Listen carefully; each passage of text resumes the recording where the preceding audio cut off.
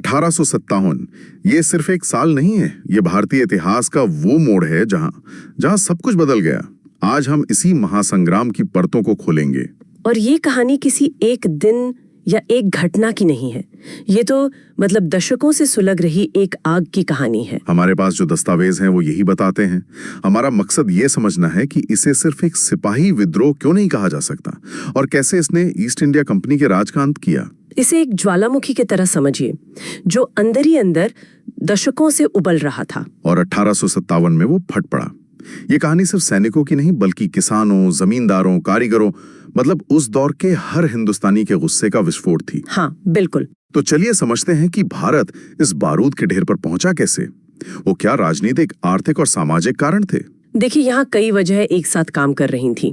सबसे पहले आते हैं राजनीतिक कारण, और इसमें सबसे बड़ा नाम है लॉर्ड डलहौजी की हड़प नीति का। Doctrine of lapse. हाँ, इसने तो जैसे आग में घी का काम किया। झांसी, नागपुर, सतारा, एक के बाद एक रियासतें अंग्रेजों ने छीन ली। इसका मतलब सीधा था कि अगर किसी राजा का अपना बेटा नहीं है तो उसका राज अंग्रेजों का हो जाएगा। गोद लिए बेटे को वो मानते नहीं थे। बिल्कुल, ये तो भारतीय परंपरा पर सीधा हमला था। और इससे भी ज्यादा चौंकाने वाला मामला था अवध का। अवध को तो कुशासन के आरोप में हड़पा था, है ना? हाँ, सोचिए, कुशासन का आरोप लगाकर कब्जा कर लिया।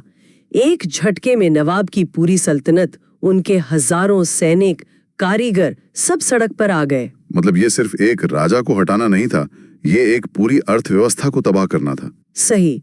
तो गुस्सा सिर्फ राजमहलों तक नहीं, आम लोगों के घरों तक पहुंच चुका था। और आर्थिकरण, किसानों पर तो दोहरी मार पड़ रही होगी। आपने बिल्कुल सही नस पकड़ी है। किसानों के लिए तो बस ममालिक बदल गया था, पर शोषण का तरीका और वैज्ञानिक हो गया था। अंग्रेजों की जो मुक्त व्यापार नीति थी, उसने भारत के कारीगरों को बर्बाद कर दिया, खासकर कपड़ा उद्योग को। हाँ, सोचिए, ढाका का मलमल, मुर्शिदाबाद का सिल्क पूरी दुनिया में मशहूर था। वो मैनचेस्टर की मिलों में बने सस्ते कपड़े के सामने टिक नहीं पाया। भारत के करघे शांत हो गए। और इसी को दादा भाई नौरोजी ने ट्रेन ऑफ वेल्थ कहा था। बिल्कुल, धन का निकास। इसे ऐसे समझिए, ये एक तरह का रक्त स्राव था। भारत का पैसा, भारत की ऊर्जा सब लगातार लंदन जा रही थी। और इसी बीच जो भारतीय सिपाही उनकी फौज में थे, उनके भी तो अपने मुद्दे थे। बहुत गहरे मुद्दे थे। 1856 में एक नया कानून आया, सामान्य सेवा भर्ती अधिनियम। अच्छा। इसने भारतीय सैनिकों को समंदर पार जाकर सेवा करने पर मजबूर कर दिया। और उस जमाने में कई लोगों के लिए समंदर पार जाना धर्म भ्रष्ट होना था। तो ये उनकी पहचान पर, उनके धर्म पर सीधा हमला था। हाँ। तो माहौल पूरी तरह से तैयार था। गुस्सा, अपमान, आर्थिक तबाही, बस एक चिंगारी की जरूरत थी। और वो चिंगारी आई एक नई राइफल से, एनफील्ड राइफल। हाँ, इसके कारतूसों को इस्तेमाल करने से पहले मुंह से छीलना पड़ता था। और अफवाह ये फैली, जो कि काफी हद तक सच भी थी, कि इन कारतूसों पर गाय और सुअर की चर्बी का इस्तेमाल हुआ है। और बस इसने हिंदू और मुस्लिम दोनों ही सिपाहियों की धार्मिक भावनाओं को भड़का दिया। सही पकड़े हैं। सिपाहियों ने इसे अपने धर्म पर सीधा हमला माना, एक सोची समझी साजिश। और यहीं से मंगल पांडे की कहानी शुरू होती है। 29 मार्च 1857, बैरकपुर। बिल्कुल, मंगल पांडे ने गुस्से में आकर अपने अफसरों पर गोली चला दी। ये विद्रोह की पहली गूंज थी, पर औपचारिक शुरुआत नहीं। असली आग तो मेरठ से भड़की 10 मई को। हाँ, असली विस्फोट हुआ 10 मई 1857 को मेरठ में, जब सिपाहियों ने दिल्ली चलो का नारा दिया। दिल्ली चलो दिल्ली इस पूरे विद्रोह का केंद्र बन गया। लेकिन दिल्ली ही क्यों? क्योंकि दिल्ली मुगल सत्ता का प्रतीक थी। विद्रोहियों ने दिल्ली पहुंचकर बूढ़े हो चुके बहादुर शाह जफर को शहंशाह हिंदुस्तान घोषित कर दिया। क्या ये मुगल सत्ता को वापस लाने की कोशिश थी? ये उससे कहीं ज्यादा था। ये हिंदू मुस्लिम एकता का सबसे बड़ा प्रतीक था। ये ऐलान था कि लड़ाई अंग्रेजों के खिलाफ पूरे हिंदुस्तान की है। लेकिन दिल्ली में असली सैन्य कमान तो जनरल बख्त खान के पास थी, है ना? हाँ, जो बरेली से अपनी फौज लेकर पहुंचे थे। बहादुर शाह जफर एक प्रतीक थे। असली ताकत बख्त खान के हाथों में थी। और दिल्ली से बाहर मध्य भारत में कौन बड़े नायक उभरे? मध्य भारत में तो सबसे बड़ा नाम है झांसी की रानी लक्ष्मीबाई का। उन्होंने सर ह्यू रोज की सेना को जो टक्कर दी, वो कमाल थी। उनकी वीरता का लोहा तो उनके दुश्मन ने भी माना था। हाँ, रानी लक्ष्मीबाई की शहादत के बाद खुद सर ह्यू रोज ने कहा था कि यहाँ वो औरत सोई हुई है जो विद्रोहियों में एकमात्र मर्द थी। सोचिए, ये बहुत बड़ी बात है। बिल्कुल। और सिर्फ वही नहीं, कानपुर में नाना साहेब और उनके सेनापति तात्या टोपे थे। उन्होंने गुरिल्ला युद्ध से अंग्रेजों को बहुत परेशान किया। और पूर्व में लखनऊ में बेगम हजरत महल। हाँ, और बिहार के जगदीशपुर में 80 साल के जमींदार कुंवर सिंह। 80 साल के? हाँ, उन्होंने अंग्रेजों के दांत खट्टे कर दिए।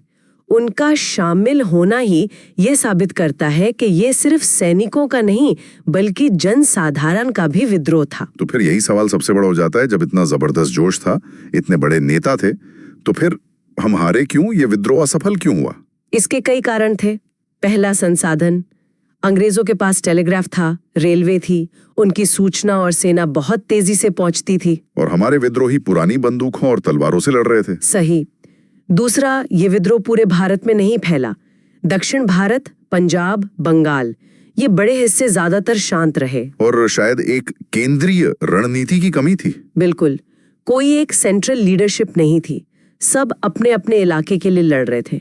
एक साझा राष्ट्रीय योजना नहीं थी। और जो नया पढ़ा लिखा मध्यम वर्ग था, उसने भी तो साथ नहीं दिया। हाँ, उन्होंने इसे पुराने जमाने का या पिछड़ा हुआ मानकर खुद को इससे अलग रखा। ये एक वैचारिक मतभेद था। तो संसाधनों की कमी, रणनीति का ना होना, लेकिन क्या कुछ अपने ही हमारे खिलाफ थे? ये इस कहानी का सबसे दुखद पहलू है। भारतीय एकता की भारी कमी थी।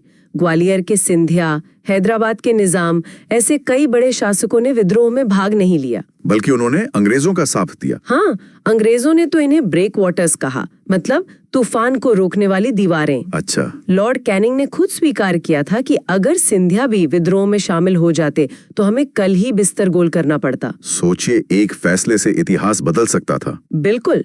शासकों के अलावा व्यापारी वर्ग ने भी अशांति के डर से अंग्रेजों का ही साथ दिया। ठीक है, तो विद्रोह दबा दिया गया, लेकिन इसने अंग्रेजी हुकूमत की नींव तो हिला दी। इसके बाद क्या बदला? सब कुछ बदल गया। 1858 में गवर्नमेंट ऑफ इंडिया एक्ट आया। ईस्ट इंडिया कंपनी का राज खत्म और सत्ता सीधे ब्रिटिश क्राउन यानी महारानी विक्टोरिया के हाथ में चली गई। हाँ, गवर्नर जनरल अब वाइसरॉय कहलाने लगा और लॉर्ड कैनिंग पहले वाइसरॉय बने। और सेना और समाज में क्या बदलाव आए? अंग्रेजों ने फूट डालो और राज करो की नीति को और मजबूत किया। पील कमीशन ने सेना में भारतीय सैनिकों की संख्या घटाई। तोपखाना सिर्फ अंग्रेजों के पास रखा। और यहीं से लड़ाकू जातियों, मार्शल रेसेस का सिद्धांत भी आया। हाँ, सिख, गोरखा जैसी जातियों की भर्ती बढ़ाई गई और जाति धर्म के आधार पर रेजिमेंट बनाई गई ताकि सैनिक कभी एक न हो सके। ये तो बहुत सोची समझी चाल थी। बिल्कुल। और आर्थिक रूप से हार की कीमत भी भारत ने ही चुकाई। विद्रोह को दबाने का सारा खर्च यानी वॉर डेट भारत पर डाल दिया गया। कमाल है। होम चार्जेस के नाम पर भारत के टैक्स का पैसा लंदन जाने लगा। असल में भारत का पूर्ण औपनिवेशीकरण 1857 के बाद ही शुरू हुआ। तो विद्रोह भले ही असफल रहा, लेकिन ये बेकार नहीं गया। इसकी विरासत क्या रही? इसकी सबसे बड़ी विरासत ये थी कि इसने भारतीयों के मन से अंग्रेजों का डर निकाल दिया। इसने साबित किया कि एक शक्तिशाली साम्राज्य को भी चुनौती दी जा सकती है। ये एक बहुत बड़ी मनोवैज्ञानिक जीत थी। हाँ, ये वो वैचारिक खाद थी जिस पर 1947 की आजादी का पेड़ उगा।